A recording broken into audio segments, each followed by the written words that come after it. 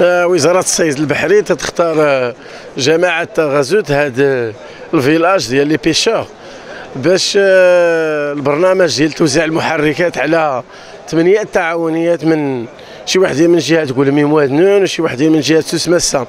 الور هذا شرف وشرف كبير ديال تغازوت باش تحتضن هذا الحدث. هذا الحدث اللي تيندرج في اطار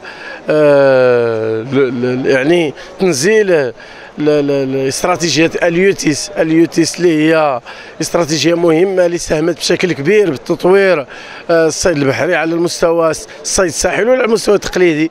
الصيد التقليدي اللي هو تيعرف واحد الديناميه واحد وتيساهم بواحد البورسونتاج او نيفو الناتج الاجمالي ديال الصيد البحري على الصعيد الوطني.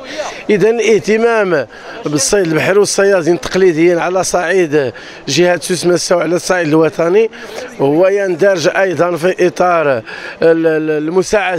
المساعده ديال هذه القوارب باش يولجوا المصطادات باريحيه، انطلاقا من توزيع المحركات فعلا اللي غتساهم بشكل كبير باش المعاناه ديال البحاره في اطار الولوج المصايد يكون بشكل سلس وبشكل سهل.